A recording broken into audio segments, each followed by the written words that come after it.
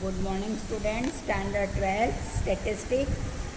तो स्टैटिस्टिक में मैंने आपको प्रीवियस वीडियो में फिक्स बेस मेथड और चेन बेस मेथड के बारे में बताया था। अब हम इसका एग्जाम्पल देख लेते हैं। फिक्स बेस मेथड जो है उसे हम समझ लेते हैं एक एग्जाम्पल के थ्रू, बराबर ना। हमारे पास ये हमारे टेक्स्ट बुक में से ही मैं आपको एग्जाम्पल बता रही हूँ। टेक्स्ट बुक में पेज नंबर 7 पर है ये, बराबर। इलस्ट्रेशन 1। अब इसमें हम देखो, हमें दिया है the data about wholesale price of wheat in a region are as follows. Taking the year 2005 as the base year, prepare the index number for the price of the item for the remaining years. State the percentage increase in the price of wheat in the year 2013 from this index number, बराबर। अब इसमें हमको जो है base year बता दिया कि हमें बेस ईयर जो है वो 2005 मानना है। देखो यहाँ पर जो है taking the year 2005 is the base year, बराबर ना। 2005 को हमें हमारे बेस ईयर के रूप में लेना है, बराबर। अब हमारे पास ये पूरा डेटा दे दिया है कि 2005 में 1650, 2006 में 1690 और इस तरह से हमारे पास 100। तो हमारे 2013 में 1950 हमारे गेहूं का भाव हुआ, बराबर ना। अब हमें जो है इसे सॉल्व करना पड़ेगा, बराबर। तो we will find the fix base index number as the year 2005 is to be taken as the base year. The index number for the price of wheat in the year 2005 will be taken as 100, बराबर ना। तो जब 2005 का हम base year लेते तो उसमें सबसे पहला जब हम 2005 हमारा सॉल्व करेंगे तो हमारे पास 100% ही रिजल्ट आता है, बराबर ना। तो देखो इस तरह से जो है हमें हमारा पूरा बनाना पड़ेगा, बराबर। Year, price of wheat per quintal rupees में, और इंडेक्स नंबर, उसका फॉर्मूला है index number I equal to P1 upon में P0 मल्टीप्लाई 100, बराबर। तो 2005 में हमारा जो था 1650, 1650। तो 1650 डिवाइडेड 1650 मल्टीप्लाई 100 इक्वल टू 100, बराबर ना। अब 2006 में हमें 1690 रुपये, 1690 रुपीज़, बराबर ना। तो अब हमने क्या करा, 1619 अपॉन में 90 अपॉन में 1650, 1650 जो है हमारा बेस हमने बनाया। क्यों बनाया? क्योंकि हमें यहाँ ऑलरेडी बोल दिया है कि 2005 में जो बेस है वही हमें सब में लेना है, बराबर ना। फिक्स बेस मेथड में ये बात है कि हमें जो बेस दे दिया है वही बेस हमें मानकर पूरा सॉल्व करना पड़ेगा, बराबर। तो 2006 में जो है वो 1690 अपॉन में 1650 मल्टीप्लाई 100, तो हमारा आंसर आता है सॉल्व करने पर 102.42। फिर 2007 में 1730, तो 1730 अपॉन में 1650 मल्टीप्लाई 100, तो हमारा आंसर आया 104.85। 2008 में 1750, तो 1715 अपॉन में 1615 मल्टीप्लाई 100 इक्वल टू हमारा आंसर आया 106.06। 2009 में 10 में 11 में 12 में 13 में, बराबर। 13 देख लेते तो 13 में है हमारा प्राइस 1950, तो 1915 को हम 1650 से डिवाइड करेंगे और मल्टीप्लिकेशन 100 से करेंगे तो हमें 118.18 मिलता है, बराबर। अब हमें कितने परसेंट हाई हुआ है, ये 1 2 3 4 5 6 7 8 9 ईयर के अंदर जो है व्हीट के भाव में कितने परसेंटेज का अप आया है ये जानना है। तो मैंने आपको मेरे प्रीवियस वीडियो में बता दिया था कि हमें -100 करना पड़ेगा, बराबर ना।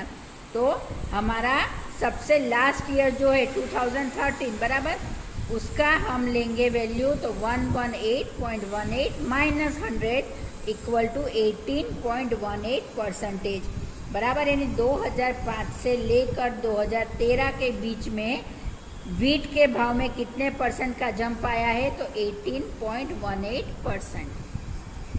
अब हम दूसरा एग्जाम्पल ले लेते हैं हमारा। तो अब हम हमारा फिक्स बेस मेथड का दूसरा एग्जाम्पल ले लेते हैं। अच्छा, आपको याद होगा मैंने आपको फिक्स बेस मेथड जब समझाई थी तो मैंने इसमें एवरेज वर्ड यूज़ करा था, बराबर। एवरेज लेना है ना, तो अब हम एवरेज कैसे लेते हैं वो भी मैं आपको बता देती हूँ।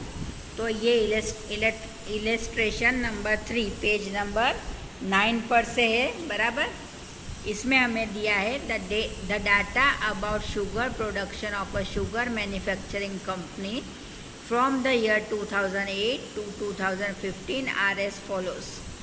Prepare index number by fixed base method from this date by taking average production of the year 2009, 2010 and 2011 as the production of the base year. अब हमें इसमें ये 3 साल जो दिए हैं 9, 10 और 11, बराबर, 2009, 10 एंड 11, इसका एवरेज बेस बनाना है, बराबर।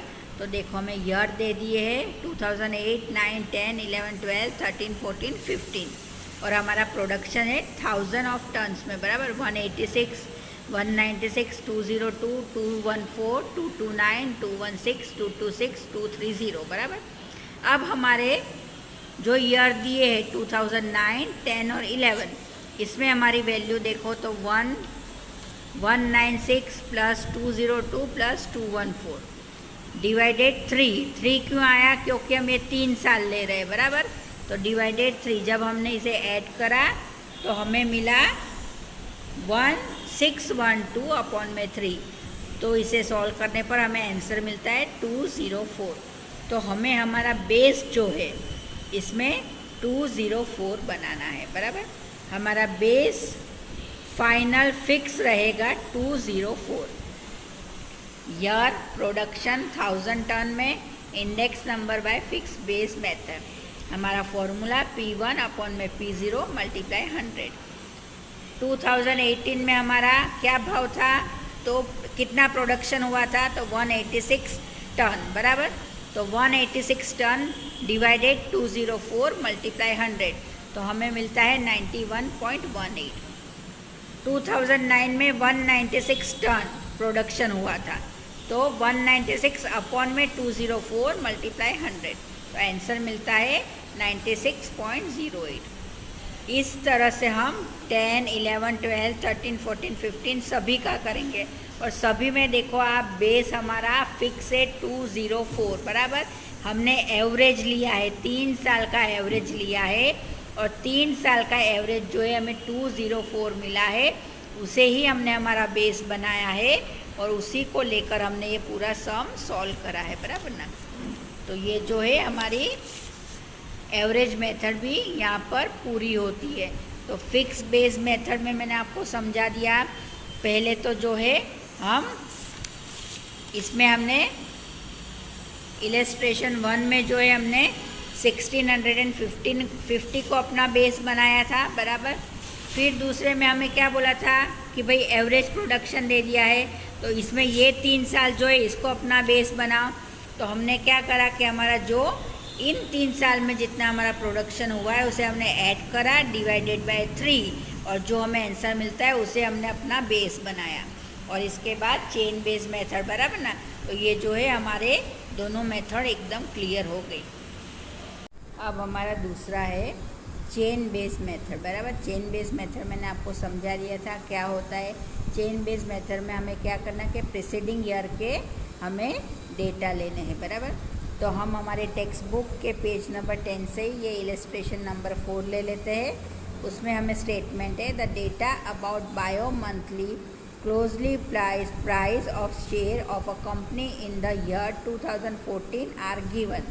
Compute the chain base index number from this date, बराबर। तो हमको यहाँ पर जो है शेयर के भाव दे दिए हैं और इसकी प्राइस दे दी है कि जनवरी में जो है ये 22 रुपीज़ था, मार्च में 21.20, मई में 22, जुलाई में 23, सितंबर में 24.70 और नवंबर में 26, बराबर ना। तो अब जो है हमें इसे चेन बेस मेथड से सॉल्व करना है। तो चेन बेस मेथड जब हम शुरू करेंगे तो इसमें भी हमें जो है month, price of share rupees में और चेन बेस इंडेक्स नंबर, बराबर। इसका फॉर्मूला पूरा लिखना पड़ेगा। Value of the variable in current month upon में value of a variable in preceding month multiply 100। अब जनवरी में हमारा 22 रुपीज़ था, तो इसमें जो है हमें कुछ सॉल्व नहीं करना है, सीधा 100 आ जाता है, बराबर। अब मार्च में है 21.20, बराबर। तो 21.20 जो है वो हमारा करंट मंथ है ना, अपॉन में 22.00, तो वो जनवरी मंथ है। तो हमने नीचे क्या लिया, 22.00 मल्टीप्लाई 100, सॉल्व करने पर हमें 96.36 मिला, बराबर ना। अब मई महीने में 22 रुपीज़ है, तो हमने करंट ईयर में क्या लिया, 22 रुपीज़, और हमारा प्रीसेडिंग मंथ कौन सा था, तो मार्च, और उसमें हमारे कितने रुपीज़ थे, तो 21.20 मल्टीप्लाई 100, तो सॉल्व करने पर हमें 103.77 मिला। अब जुलाई में हमारा भाव है 23 रुपीज़, तो हमारा करंट मंथ जो है वो 23 रुपीज़ है, और हमारा प्रीवियस मंथ, बराबर, हमारा आगे का महीना कौन सा था, तो उसमें हमारा 22 रुपये भाव था, तो हमने क्या नीचे लिखा, 22 मल्टीप्लाई 100 इक्वल टू, हमें सॉल्व करने पर मिला 104.55। अब सितंबर महीने में शेयर का भाव क्या था, तो 24.70, तो हमारा करंट मंथ जो है वो सितंबर है, तो उसका भाव लिखो 24.70 अपॉन में हमारा आगे का महीना कौन सा था, तो जुलाई, तो जुलाई में क्या भाव था शेयर का, 23 रुपीज़, तो हमने क्या लिया, 23.00 मल्टीप्लाई 100, सॉल्व करने पर हमें मिला 107.39। अब नवंबर, लास्ट मंथ हमारा, नवंबर में हमारे शेयर का भाव क्या है, तो 26 रुपये, तो हमने हमारे करंट मंथ में 26 रुपये लिया, और उसके आगे का महीना जो हमारा सितंबर है, सितंबर में शेयर का भाव 24.70 रुपीज़ था, मल्टीप्लाई 100 करेंगे तो हमारा आंसर आता है 105.26। तो आई होप आपको समझ में आ गया होगा कि ये फिक्स बेस मेथड और चेन बेस मेथड क्या होती है। मोस्टली जो है हमें पूरे हमारे इस चैप्टर में ये दो मेथड ही यूज़ करनी है।